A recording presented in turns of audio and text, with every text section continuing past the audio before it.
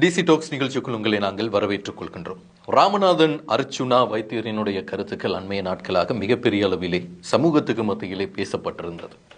ஆனால் ராமநாதன் அர்ச்சுனா தெளிவில்லாமல் பேசுகிறார். அவர் வந்தால் நாங்கள் முழுமையான தெளிவை கொடுப்போம் என்று ஒரு காலத்தை அறிவித்து, இந்த நாட்களுக்குள் நீங்கள் முடியுமானால் அறிவியுங்கள், நாங்கள் உங்களுக்கு தெளிவை தருகிறோம் என்று ஒருவர் கூப்பிட்டிருந்தார், ஒருவர் அழைத்திருந்தார். ஆனால் இன்னைக்கு வரைக்கும் டாக்டர்ட பக்கத்திலிருந்து அவருக்கு பதில் கிடைக்கலன்னு நாங்கள் அறிகிறோம். அதனால தான் அவரை இன்னைக்கு நம்ம ஸ்டூடியோவுக்கு கூட்டிட்டு வந்திருக்கிறோம். சகோதரர் ரஸ்மின், உங்களை நிகழ்ச்சிக்குள் வரவேற்றுக் கொள்கிறோம். ராமநாதன் அர்ச்சுனா வைத்தியரினுடைய ஒரு ஃபேஸ்புக் போஸ்ட்ல இருந்து நான் இந்த நிகழ்ச்சி ஆரம்பிக்கணும்னு நினைக்கிறேன். ஆதாரம் இல்லாமல் நான் எதனையும் கதைப்பதில்லை. ஊண்டி கூவினால் அதை போலீசாரிடம் கொடுக்க வேண்டி வரும், ஒதுங்கி போகவும். இந்த சம்பவத்தோட தொடர்பு பட்ட ஒரு பதிவு கிடையாது. இது ரீசென்ட்லி ஒரு 2-3 டேஸுக்கு முன்னாடி போட்ட ஒரு பதிவு. எதையுமே ஆதாரம் இல்லாமல் நான் கதைக்க மாட்டேன் என்று சொல்கின்ற ராமநாதன் அர்ச்சுனா, உங்களுடைய பார்வையில எதனால இந்த திருமண விவாகரத்து சட்டத்துக்குள்ள வார ஒரு விஷயத்தை பத்தி பேசி சமூகத்துக்குள்ள இவ்வளோ பெரிய பொருளையை கிளப்பி இருக்கிறார்? அஸ்ஸலாமு அலைக்கும். ராமநாதன் அர்ச்சுனா ஒரு எப்பொழுதுமே சோஷியல் மீடியாவில் தன்னை வைப்பாக வச்சுக்கிறணும்னு நினைக்கக்கூடிய ஒருவர். இன்னும் சொல்லப்போனால் அர்ச்சுனா ராமநாதன் அவர்கள் தான் ஒரு பாராளுமன்ற உறுப்பினர் என்கிறத அடிக்கடி அவருக்கு நினைவூட்ட வேண்டிய ஒரு நிலையும் இருக்கிறது. ஆனாலும் அவர் மக்கள் பிரதிநிதியாக இருக்கிறார், பாராளுமன்றத்திற்கு வந்திருக்கிறார். வந்தவர் அவருடைய சமூகம் அவரை அனுப்பியிருக்கிறது அவங்களுடைய பிரச்சனையை பற்றி பேசுகிறதுக்கு, அவங்களுக்கு தேவையான உரிமைகளை வென்றெடுக்கிறதுக்கு, சமூகங்களுக்கு மத்தியில் இன நல்லுறவை வளர்க்க வேண்டும் என்பது எல்லா சமூகமும் எதிர்பார்க்கக்கூடிய ஒன்றும் கூட. ஆனால் திடீரென சர்வதேச மகளிர் தினத்தன்று தான் அர்ச்சுனா ராமநாதன் இந்த முதலாவது பேச்சை பேசுகிறார். இஸ்லாமிய பெண்களுக்கு உரிமை இல்லை, இஸ்லாமிய பெண்கள் திருமணம் 12 வயதுக்கு கீழுள்ள பிள்ளைகளை எல்லாம் திருமணம் முடித்து கொடுக்கிறார்கள் என்று பல குற்றச்சாட்டுக்களை அடுக்குகிறார்.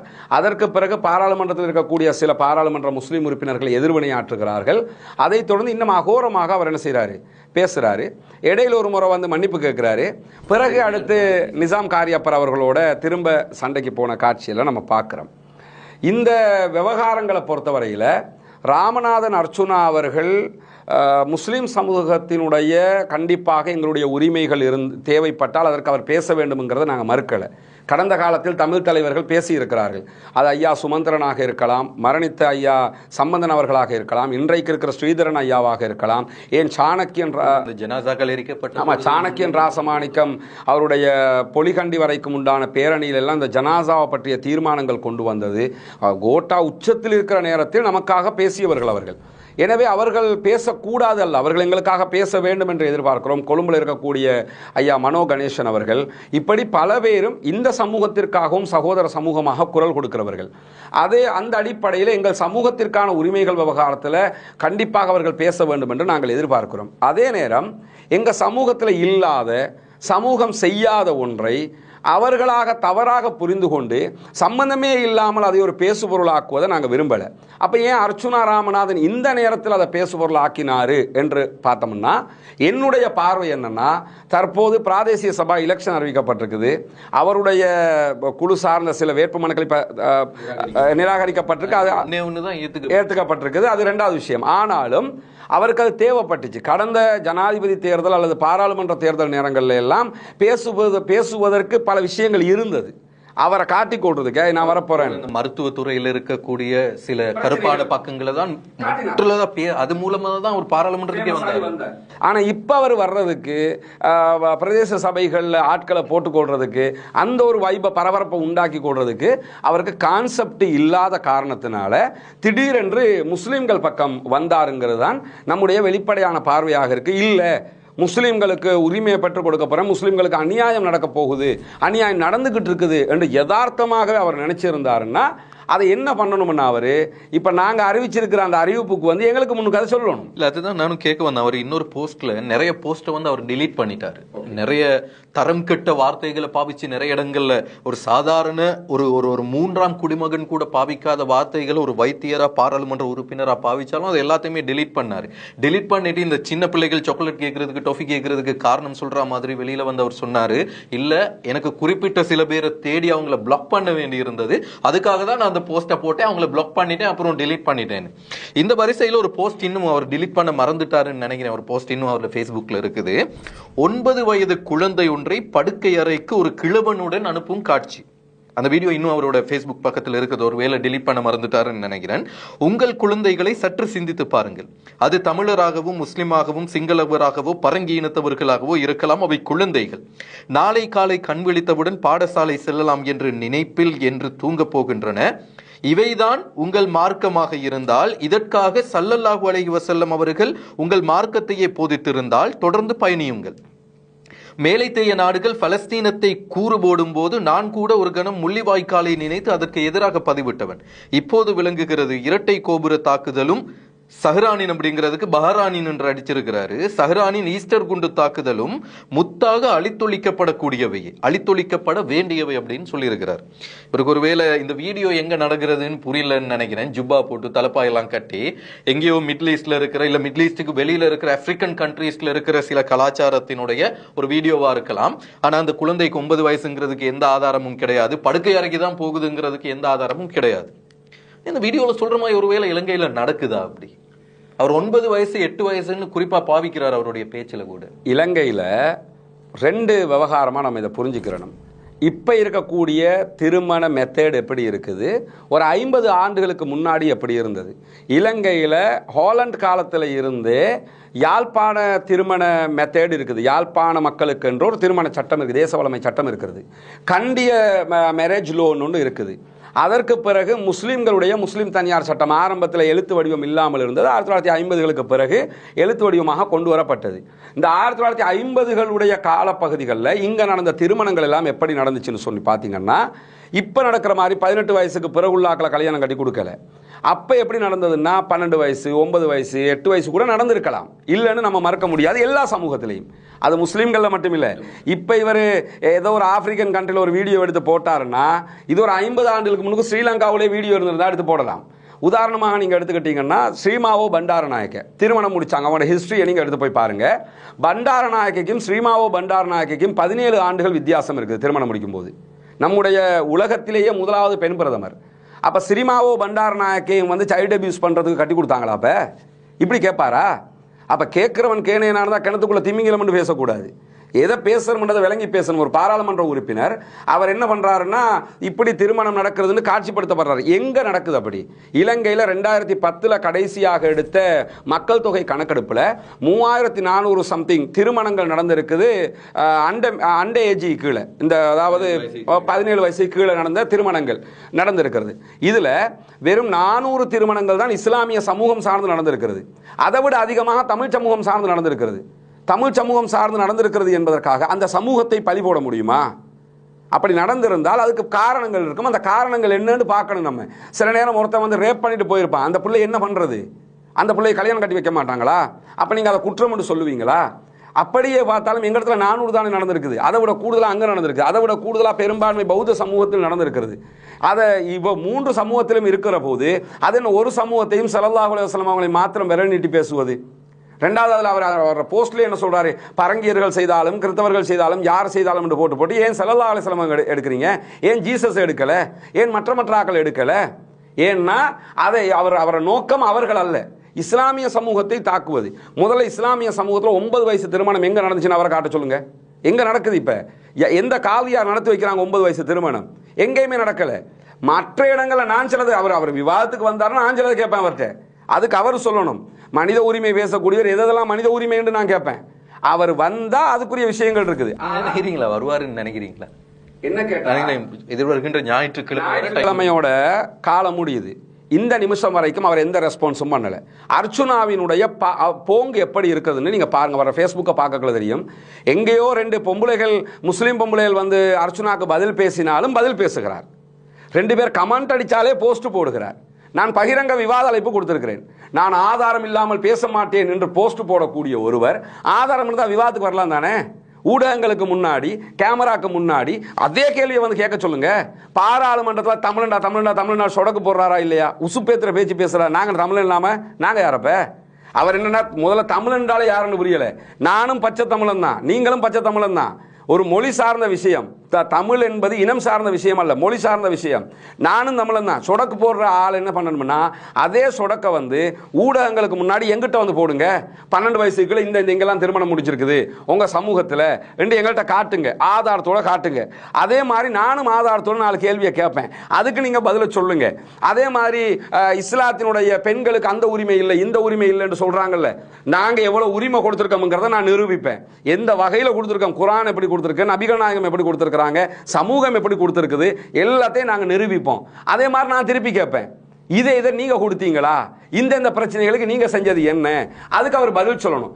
எதிர்கேள்வி கேட்பதற்கு ஆள் இல்லை என்கிற தைரியத்திலும் பாராளுமன்றத்திற்குள் பேசினால் வரப்பிரசாதத்தின் அடிப்படையில் எதுவும் செய்ய மாட்டார்கள் என்கிற நம்பிக்கையிலும் பேச முடியும். பாராளுமன்ற அவுட் ஆஃப் பாக்ஸ்ல வந்து நீங்க பேசுங்க, பார்லிமெண்ட்டுக்கு வெளியே வாங்க, வந்து இந்த கேள்வியை நீங்க கேளுங்க. நீங்க எதனாலும் கேட்கலாமே. அர்ச்சுனா ராமநாதன் அவர்களுக்கு அவருடைய பாணியிலே கேட்க சொல்லுங்க, நாங்க கண்ணியம் தவற மாட்டோம். இஸ்லாம் சம்பந்தமா இந்த டவுட் எதனாலும் நீங்க இளவயது திருமணத்தை கேளுங்க, நபிகள் நாயகத்தை பத்தி கேளுங்க, திருமறை குர்ஆனை பத்தி கேளுங்க, குர்ஆனையும் இன்னொரு வேதத்தோடு ஒப்பிட்டு கேளுங்க, குர்ஆன் இறை வேதமான்னு கேளுங்க, முகமது நபி தூதர் தானாங்கிற கேள்வியை கேளுங்க. தூதர் தான்ங்கிறத நிரூபிக்கிறோம், குர்ஆன் இறை வேதம் தான்ங்கிறத நிரூபிக்கிறோம், குர்ஆனுடைய அறிவியல் தத்துவங்களை நிரூபிக்கிறோம். நீங்க என்ன கேள்வி கேட்டாலும் முகமது நபி செஞ்ச இந்த காரியம் சரியான்னு கேளுங்க, உங்க சமூகம் செய்யறது இது சரியானு கேளுங்க, எதனாலும் கேளுங்க. அந்த விவாத அழைப்பிலேயே என்ன போட்டிருக்கோம்னா இஸ்லாம் தொடர்பாகவும் முஸ்லிம்கள் தொடர்பாகவும் எந்த கேள்விகளையும் எந்த விமர்சனங்களையும் எனக்கு முன்னால் நீங்கள் வைக்க முடியும், உங்களுக்கு பூரண சுதந்திரம் இருக்குது. ஆனால் சகோதரர் ரஸ்மின், இப்போ நம்ம வரப்பிரசாதங்களை பாவிச்சு பார்லிமெண்ட்ல பேசினோம், நமக்கு எதுவுமே வெளியில பேச முடியாது, எதுவுமே ஆக்ஷன் எடுக்க முடியாது, அது அவர்களுக்குரிய வரப்பிரசாதம் பாராளுமன்றத்துக்குள்ளே. ஆனா வெளியில வந்து அவர் இலங்கைக்குள்ள நடக்கிறதா காட்டின இந்த வீடியோவா இருக்கலாம், இல்ல இலங்கைக்குள்ள இப்படிதான் நடக்குதுன்னு அவர் போட்ட விஷயங்களாக இருக்கலாம், இல்லைன்னா இனங்களுக்கு இடையில முருகல்களை ஏற்படுத்தக்கூடிய வகையில் அவர் போடக்கூடிய போஸ்டா இருக்கலாம். இது எதுக்குமே யாருமே சட்ட நடவடிக்கை எடுக்கிறதுக்கோ இல்ல அதுக்கு எதிராக ஒரு வழக்கு தாக்கல் செய்யறதுக்கோ நம்ம சொசைட்டிலே ரெடி இல்லை. அதுல அது ஒரு பலவீனமான நிலைங்கிறதுல எந்த மாற்று கருத்தும் இல்லை. நம்ம இவருக்கு மட்டும் இல்லை, நிறைய விஷயங்கள் நடக்கிறது. எதுக்கு நம்ம சட்ட நடவடிக்கை எடுத்திருக்கிறோம்? ஞானசார தேரர் அவ்வளவு பேச்சுக்கள் பேசினாரே, ஒரு சிலரை தவிர எனக்கு தெரிஞ்சு முஜிபுர் ரஹ்மான் அவர்களும் அசாத் சாலி அவர்களும் ரிஷாட் பதுவுதீன், ஆமா, அந்த 3 பேரும் போட்ட கேஸ்ல தான் கடைசிக்கு அவருக்கு சிறை செல்ல வேண்டி வந்தது. அதுக்கு பிறகு அந்த உலமாக்களோடு நடந்த விஷயங்கள். அப்போ பல விஷயங்களுக்கு நம்ம ஆக்ஷன் எடுக்கிறதுக்கு சட்ட ரீதியாக நடவடிக்கை எடுக்கிறதுக்கு நம்ம போகிறது கிடையாது. அதற்கு பிறகு அந்த ஜோசியர் வந்து குர்ஆனை அவமதித்து நபிகள் நாயகத்தை பற்றி அவமதித்து பேசும்போது நாங்கள் போய் கேஸ் ஃபைல் பண்ணோம். அமித் வீரசிங்க வந்தார். அமித் வீரசிங்க குர்ஆன் தான் அந்த தீவிரவாதத்தையே தூண்டுதுன்றாரு. நான் கம்ப்ளைண்ட் பண்ணியிருக்கிறேன், வழக்கு பதிவு செய்கிறதுக்குரிய ஏற்பாடுகளை பண்ணியிருக்கிறோம். ஒரு சிலர் பண்ணுறமே தவிர நம்ம சமூகம் பெரும்பாலான இடங்களில் ரியாக்ட் பண்ணுறது இல்லை தான். பாராளுமன்றத்துக்கு அவர் பேசினா நமக்கு வந்து வரப்பிரசாதம் ஒன்றும் செய்ய முடியாது, அதுக்கு வெளியில் அவர் பேசுகிறதுக்கு செய்ய முடியும், ஆனால் யாருமே பண்ணலை. இப்படியே பண்ணாமல் விடவும் முடியாது. அவர் என்ன நினச்சிக்கிட்டு இருக்கிறாருன்னா நம்ம எல்லாம் ஒன்றுமே பண்ண மாட்டாங்கன்னு நினச்சிக்கிட்டு இருக்கிறாரு. முதல்ல விவாதத்துக்கு வர்றாரான்னு பார்ப்போம். விவாதத்துக்கு வந்து ஏன்னா நம்ம எப்பயுமே சஃபார் நாங்கள் என்ன நினைக்கிறோம்னா, என்னுடைய பார்வை என்னன்னா அவர் தெளிவில்லாமல் பேசுகிறார் என்கிற ஒரு நல்லெண்ணம் நான் வைக்கிறேன். எனவே தெளிவில்லாமல் பேசுவதற்கு ஆரம்பமாக தெளிவை கொடுக்க வேண்டியது நம்முடைய கடமை. அவருக்கு மட்டுமில்லை, அவர் அம்பாக இருக்கிறார், எய்தவர்கள் இருக்கக்கூடும், அதே நேரத்தில் இந்த அம்பை பார்க்கிறவர்கள் இருக்கக்கூடும், சாதாரண பொதுமக்கள் இருக்கிறார்கள். இந்த அத்தனை பேருக்குமே தெளிவு கிடைக்கட்டுமே. இஸ்லாமிய சமூகத்தில் என்ன நடக்குது? நாம வந்து ஒரு மூடி வச்ச டயரி கிடையாது, திறந்து வச்ச புத்தகம், சிலபஸ் புத்தகம் மாதிரி தான் இந்த சமூகம் இருக்கிறது. இந்த சமூகத்தினுடைய வேத புத்தகமும் இருக்கிறது. யாரும் கேள்வி எழுப்ப முடியும். அந்த கேள்விகளை அவர் வந்து அவருடைய பாணியில கேட்கட்டும், அதுல எங்களுக்கு எந்த அப்ஜெக்ஷனும் இல்லை. அதே பாணியில எந்திரிச்சு கத்தட்டும், அதே பாணியில சொடக்கு போடட்டும். அந்த அந்த அரங்கத்தில் இருக்கிற எந்த அந்த விவாதம் நடைபெற்றால் அவர் வந்தால் நான் வாக்குறுதி தர்றேன், அரங்கத்தில் இருக்கிற எந்த ஒரு இஸ்லாமியரும் அவருக்கு எதிராக ரியாக்ட் பண்ண மாட்டார்கள். அவர் வேண்டிய பாராளுமன்றத்தில் நிசாம் காரியப்பருக்கு முன்னாடி அவர் என்ன எல்லாம் பேசினாரோ அந்த பாணியிலே அவர் பேசட்டும். நாங்கள் அந்த பாணிக்கு நாங்கள் போக ரெடி இல்லை, ரியாக்ட் பண்ணவும் ரெடி இல்லை, பதில் சொல்வதற்கு தயாராக இருக்கிறோம். அவரை பாணியை நாங்கள் மாற்ற சொல்ல முடியாதுல்ல, நாங்கள் பதில் சொல்கிறோம். எல்லாத்தையும் கேளுங்க, எத்தனை வயசு திருமணத்தை கேளுங்க, நான் ஏற்கனவே சொன்ன மாதிரி பட்டியல் போட்ட மாதிரி எதை வேண்டுமென்றாலும் கேட்கலாம். அதை வந்து கேட்கிற போது பதில் சொல்வதற்கு தயாராக இருக்கிறோம், அதற்கு அவர் தயாராக இருக்க வேண்டும். ஆனால் ஷேக் முனீர் பாராளுமன்றத்தில் ஒரு விஷயத்தை பேசுகிறாரு. பிரதி அமைச்சர் அல் குர்ஆன் வசனத்துன்னு ஓதி அறிவார்ந்தவர்கள் அறிவிலிகளுக்கு இப்படி பதில் கொடுக்குற நேரத்தில் நம்ம அவங்க லெவலுக்கு இறங்கி ஒரு கேன்டீனுக்குள்ள இருக்கிற ஸ்டாஃபோட எப்படி நடந்துக்கணும்னு தெரியாத ஒருத்தருக்கு நம்ம பதில் கொடுக்க போறோம்னா நம்ம அவங்கள விட கீழே அப்படிங்கிறத அவர் மென்ஷன் பண்றாரு, ஆனா பதில் கொடுக்கல. அது பொருத்தம்னு நினைக்கிறீங்க? இல்ல, பொருத்தம் இல்லை. என்ன புரியணும்னு கேட்டா, அவர் குர்ஆனுடைய ஒரு வசனத்தை நான் நினைக்கிறேன் ஷேக் முனீர் பிரதி அமைச்சர் அவர்கள் தவறாக புரிந்திருக்கலாம். என்ன புரிஞ்சிருக்கலாம்னு கேட்டால், நம்ம ஆர்கியூமெண்ட் பண்ணக்கூடியவன் வந்து ஒரு மாதிரியான ஆளாக இருந்தா நீங்கள் சலாம் சொல்லிட்டு போயிருங்க. ஆமாம். அப்போ நான் என்ன சொல்ல வர்றேன்னு கேட்டால், இவர் வந்து நம்ம இவரை எந்த இடத்துல வைக்க போகிறோங்கிற ஒரு கேள்வி இருக்குதுல்ல. அர்ச்சுனா ராமநாதன் எப்படி இருக்கிறாருங்கிறத நான் பேச வரலை. ஏன்னு கேட்டால், அவர் ஒரு மருத்துவர், பட்டப்படிப்பை படித்தவர். அதே சொல்ல முடியாது. ரெண்டாவது என்னன்னா, அவர் பாராளுமன்ற உறுப்பினர். அப்படின்னா அவருக்கு பாராளுமன்றத்தில் நீங்கள் மெம்பர்ஷிப் கொடுக்கக்கூடாது. பாராளுமன்றத்தில் ஒரு பைத்தியக்காரன் பாராளுமன்றம் வர முடியுமா? வர முடியாது. எனவே இந்த பதிலை நான் ரசிக்கவில்லை. அவருக்கு பதில் சொல்ல வேண்டும். அவர் எந்த கோணத்தில் கேட்டாலும் பிரச்சனை இல்லை. அதான் சொல்றேன், அவரோட கோணம் அவரை விட்டுருங்க. அவர் எந்த கோணத்திலும் கேட்கட்டும். அவர் கேட்ட கேள்விக்கு பதில் என்ன? அவர் அப்படி பேசினார், இப்படி பேசினார், பதில் சொல்ல மாட்டோம்னா, இதுவரைக்கும் நாம் செஞ்சு வந்த வேலை இதுதான். ஞானசார தேரர் இப்படி பல கேள்விகளை கேட்பார். கேட்கிற போது நம்ம பதில் சொல்ல மாட்டோம். அப்பாவி சிங்கள சமூகம் நம்மை சந்தேக கண்ணோடு பார்க்கும். சரியா? ஆரம்பத்திலே வந்த கொத்துன்னு வந்தது, வந்த கொத்துன்னு ஒன்று இல்லைங்கிறத நம்ம டிக்ளேர் பண்ணினோமா? அதுக்கு பதில் சொன்னோமா? கரெக்டாக நம்ம பதிலை சொல்லியிருந்தா வந்த கொத்துங்கிற கான்செப்ட் ஒன்று வந்திருக்குமான்னு கேட்குறேன். அப்போ அவர் ஒரு கேள்வியை கேட்குறாருன்னா அவருக்கு நாங்கள் பதில் சொல்ல மாட்டோம். அவர் அப்படிப்பட்டவர், இப்படிப்பட்டவர், அவர் எப்படிப்பட்டவராக இருக்கட்டும். நான் அப்படி பார்க்கல. வர நான் என்ன பார்க்குறேன்னு சொன்னால், ரெண்டு விதத்தில் அர்ச்சுனா இந்த விமர்சனத்தை முன்வைத்திருக்கலாம். ஒன்று, திட்டமிட்டு இதை முன்வைத்திருக்கலாம். எனக்கு பிரச்சனை இல்லை, வட்டவை எது என்னாலும் அவர் பேசலாம். ரெண்டாவது என்னன்னா, தெரியாமலும் பேசியிருக்கலாம். அவர் தெரியாமல் பேசியிருந்தால் தெளிவு கொடுக்க வேண்டிய தேவை நமக்கு இருக்குதா இல்லையா? அவர் திட்டமிட்டு பேசியிருந்தாலும் அந்த பேச்சினால் ஒரு சமூகமே நம்மை தவறாக புரிய போகிறது என்றால் அதற்கும் தெளிவு கொடுக்கணுமா இல்லையா? எனவே தெளிவு கொடுக்கப்பட வேண்டும். பாராளுமன்றத்தில் ஷேக் முனீர் மாதிரி ஆட்களை பாராளுமன்றத்துக்கு அனுப்பியிருக்கிறது எதுக்குன்னு கேட்டால், இதுக்கு பதில் சொல்லத்தான். அவர் அப்படி சொல்கிறாரா? இப்போ நாங்கள் வீடியோவில் போட்டு காட்டி சொன்னோமா இல்லையா? நான் என்னுடைய வீடியோவில் ஸ்ரீலங்காவில் கணக்கெடுப்பின்படி எப்படி திருமணம், இன்றைக்கும் அமெரிக்காவில் சஃபார், சிறுவர் திருமணங்கள் நடக்கக்கூடிய பல மாநிலங்களை நான் காட்ட முடியும். அமெரிக்காவில் 16 வயசு நான் நினைக்கிறேன். ஆமாம், இன்னும் பல மாநிலங்கள் சட்டமே பாஸ் பண்ணாமல் இருக்கிறாங்க. அமெரிக்காவில் கீழைத்தேய நாடுகளுக்கு சட்டம் சொல்லக்கூடிய சட்டாம்பி வேலை செய்யக்கூடிய அவர்களுடைய மாநிலம், அவர்களுடைய நாட்டினுடைய பல மாநிலங்கள் இப்படித்தான் இருக்கிறது. நான் என்ன கேட்குறேன்னா, இதையெல்லாம் அவர்களுக்கு விளக்கமாக சொல்லணும். ஆனால் பிறகு ஒரு டைமில் நான் பார்த்தேன், பாராளுமன்றத்தில் தமிழ் மொழியில் முஜிபுர் ரஹ்மான் தமிழில் பெரும்பாலும் பேச மாட்டார், தமிழ் அர்ச்சுனாவுக்கு பதில் சொல்லியிருந்தார். அதில் அவர் நாங்கள் சொன்ன அதே பட்டியலை சொல்லி, இப்படி 2010 நான் சொன்ன அதே கருத்தை சொல்லியிருப்பார். சொல்லி இப்படி நடந்திருக்குங்கிறார். ஹென்சாடுக்கு போகணுமா இல்லையா? மக்களுக்கு தெளிவு கிடைக்கணுமா இல்லையா? நீங்கள் சண்டை பிடிக்க சொல்லலை, நாங்கள் பதில் சொல்லலை. ஏன்? ஆனால் பதில் சொல்ல மாட்டேன், அவன் இருக்கேன். பதில் சொல்ல மாட்டேன், அவன் லூசுன்னு ஒருத்தனுக்கு சொன்னோம்னா சரிப்பட்டு வருமா? நான் என்ன சொல்கிறேன்னா, நீங்களே ஒரு கேள்வி கேட்டால், உங்கள் கேள்வி கோபமாக இருக்கலாம், உங்கள் கேள்வி காட்டமாக இருக்கலாம், உங்கள் கேள்வி பிழையாகவும் இருக்கலாம். ஆனால் பதில் சொல்ல வேண்டிய கடமை எனக்கு இருக்கிறது. எனவே தான் இப்போ நாங்கள் நான் முஸ்லீம் சகோதரர்களை அழைச்சி கேள்வி கேட்குறோம். அவங்கள்ட்ட என்ன சொல்லுவோம்னு கேட்டால், நான் இந்த ரமதானில் நிறைய ப்ரோக்ராம் அப்படி நடத்தி வர்றோம்.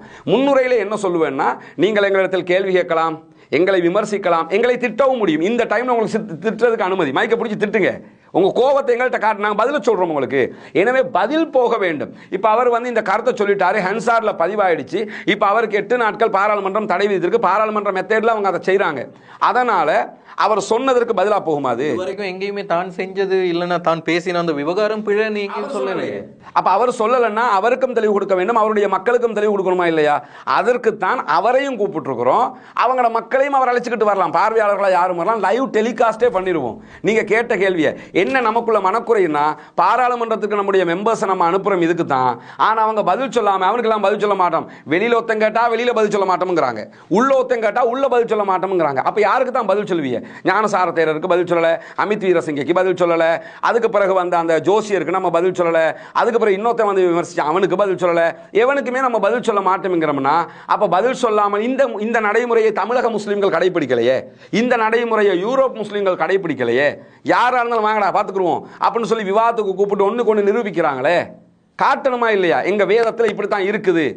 அப்போ திருப்பி பல கேள்விகள் கேட்கலாமா இல்லையா? என்னெல்லாம் நடந்து கொண்டிருக்கு இந்த நாட்டுக்குள்ளே, அந்த கேள்விகளையும் அவங்களுக்கு முன்வைக்கணும்.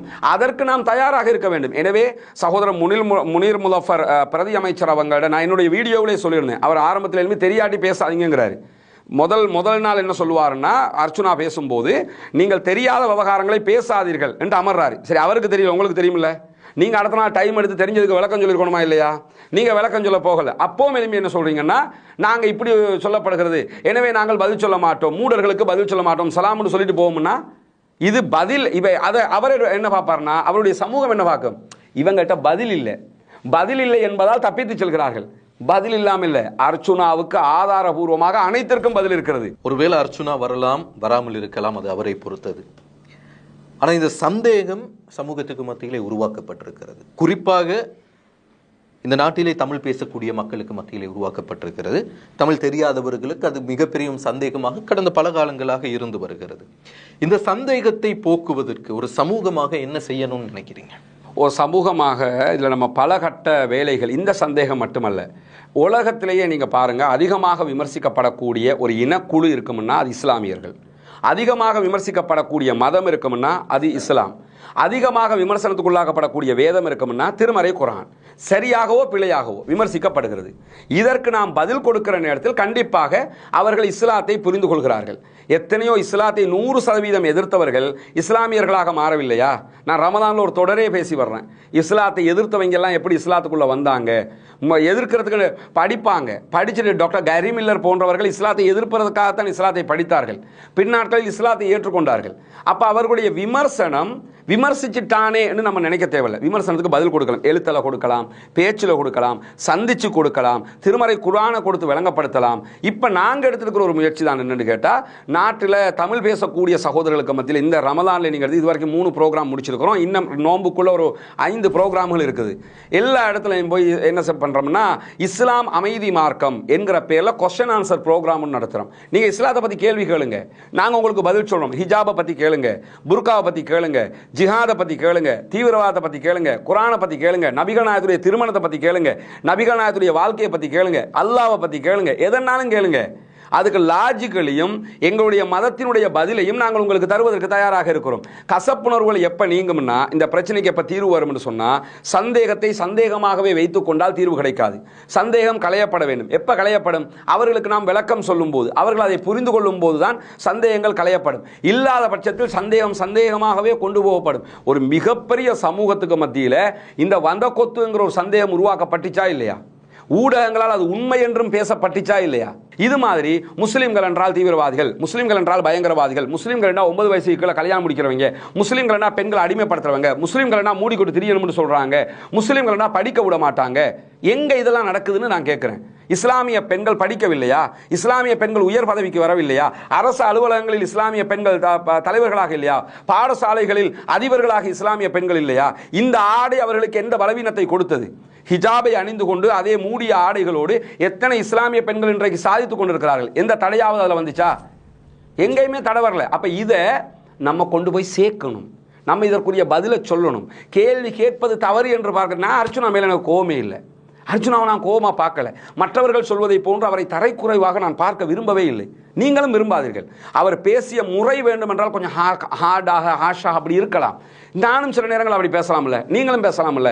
அவர் பேசிய முறை அப்படி என்பதற்காக அவரை தரைக்குறைவான வார்த்தைகளோட அவர் அப்படிப்பட்ட, நான் அந்த வீடியோவிலே சொல்லியிருந்தேன், தயவு செய்து இஸ்லாமிய சகோதரர்கள் கூட, என்னுடைய தொப்புள் கொடி உறவுகள் கூட, யாரும் தமிழ் சமூகமோ இஸ்லாமிய சகோதரர்களோ எங்கேயுமே அவருக்கு தரைக்குறைவான வார்த்தைகளை பேசாதீங்க. அவர் ஒரு பாராளுமன்ற உறுப்பினர், அதே போன்று அவர் மக்கள் பிரதிநிதியாக வந்திருக்கிறார், அவர் ஒரு மருத்துவரும் கூட. அவருக்கு நாம கண்ணியத்தை கொடுப்போம்.